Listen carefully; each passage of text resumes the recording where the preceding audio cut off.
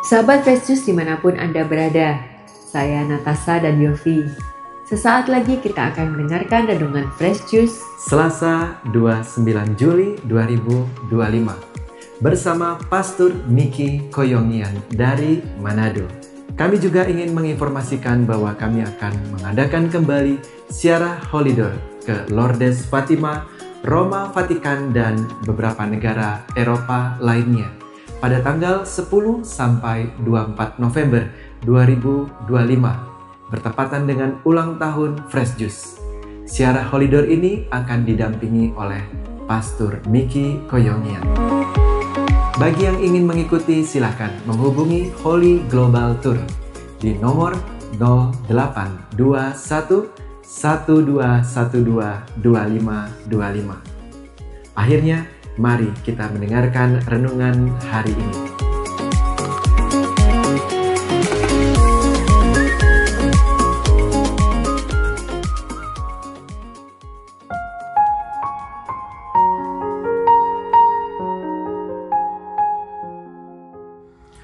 Halo Sobat Fresh Juice dimanapun Anda berada. Jumpa lagi bersama saya Pastor Stefanus Miki Koyongian, Imam Diocesan Keuskupan Manado, sekarang sedang berkarya di Kuasi Paroki Santo Benediktus Abbas Lalundu. Hari ini kita akan merenungkan Injil Yohanes pasal 11 ayat 19 sampai 27. Menjelang Hari Raya Paskah,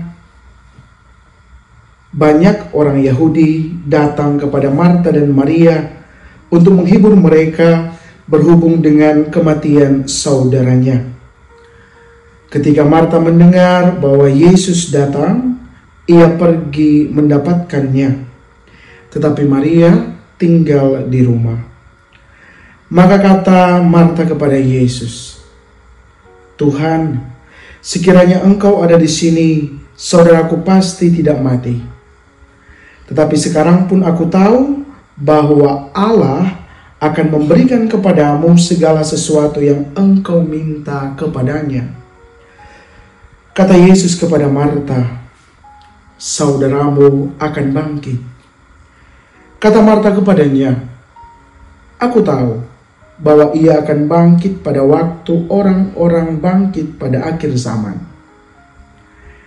Jawab Yesus, "Akulah kebangkitan dan hidup.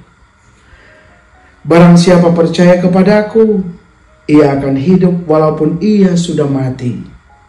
Dan setiap orang yang hidup dan yang percaya kepadaku tidak akan mati selama-lamanya. Percayakah engkau akan hal ini?"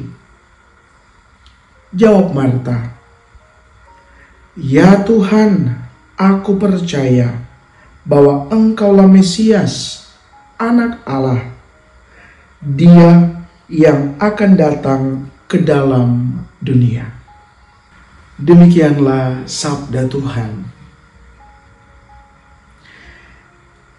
Sobat Fresh Juice dimanapun Anda berada, berbicara tentang iman tentu bukanlah hal yang asing lagi bagi seorang beriman Katolik.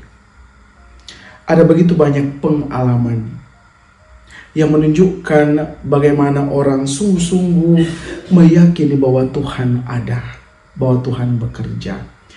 Saya ingat beberapa kali ada yang WA, telepon, store, kira-kira adakah sarana doa yang paling mujarab? Saya bilang, maksudnya? Ya, saya mau minta tolong kepada Tuhan. Kira-kira bagaimana caranya, Pastor? Saya dengar ada banyak cara soalnya. Yang paling mujarab apa? Ya, orang tahu devosi, orang kenal novena, dan sebagainya dan sebagainya. Dan menarik, saya ingat saya waktu itu jawab, bukan novena, bukan devosinya atau apapun saranamu, Tetapi yang paling penting adalah bagaimana imanmu ketika melakukan itu, ketika mendoakan itu. Saya juga ingat kisah seorang yang sedang dalam pergumulan, sedang sakit, dan kemudian dia dengan setia mendoakan novena 3 kali Salve Maria. Suatu kali dia datang, kemudian bilang, "Pastor, tolong intensikan di misa." Ya, saya bilang, "Apa yang mau diintensikan?" "Puji Tuhan, Pastor, doa saya dikabulkan. Tuhan Yesus menyembuhkan saya melalui doa novena 3 kali Salve Maria." Saya tersenyum dan saya bilang, luar biasa. Ya, dengan keyakinannya bahwa Yesus akan menyembuhkan dia berdoa melalui dan bersama Bunda Maria lewat novena 3 kali Salve Maria. Mungkin ada begitu banyak juga pengalaman pribadi, ya, kita masing-masing yang menunjukkan bagaimana seorang itu beriman.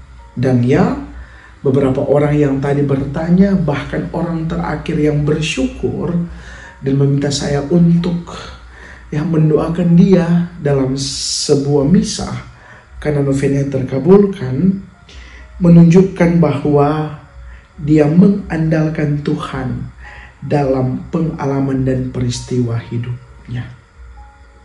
Nah, saudaraku yang terkasih, beranjak dari pengalaman tadi, atau mungkin pernah kita jumpai, mungkin kita bisa bertanya kembali, seberapa sering kita mendatangi Yesus dalam segala peristiwa hidup kita?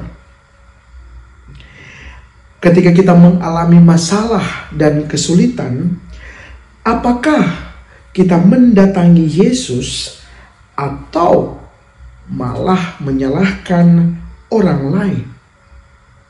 Apakah kita lebih mengandalkan diri sendiri atau bahkan menyepelekan Yesus dan mengandalkan orang yang kita rasa lebih berkuasa dalam hal jabatan dan sebagainya? Injil hari ini sesungguhnya mengajak kita semua untuk belajar melalui pengalaman Marta yang selalu mencari Tuhan Yesus sebagai yang pertama dan utama. Kematian Lazarus tidak membuat Marta kehilangan harapannya. Kematian Lazarus tidak membuat Marta berputus asa. Tetapi kita dengar dalam Injil, justru kematian Lazarus tidak membuat Marta terlarut-larut dalam kekecewaan, kesedihan, ataupun ia tenggelam dalam keramaian orang-orang yang datang menghiburnya. Justru melalui kematian Lazaruslah iman Marta sungguh teruji. Bagaimana ia menaruh kepercayaan yang total pada Allah. Bagaimana ia sungguh-sungguh berpasrah dan percaya bahwa Yesus dapat melakukan segala sesuatu untuknya. Ya, kita dengarkan percakapan tadi. Ya, Tuhan, saya tahu sekarang pun Engkau dapat membangkitkan saudaraku. Sebuah ungkapan iman yang luar biasa. Saudara-saudaraku yang terkasih, Marta tidak putus asa karena kematian saudaranya. Maka mari bersama Santa Marta yang juga kita rayakan dan peringati hari ini, mari kita senantiasa mendatangi Tuhan Yesus dalam segala peristiwa, dalam setiap pengalaman suka dan duka hidup kita.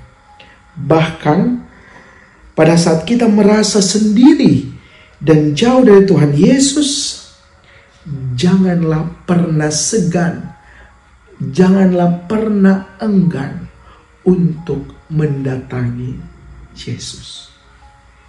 Ia ada, dia menunggu, dia menanti kehadiranmu.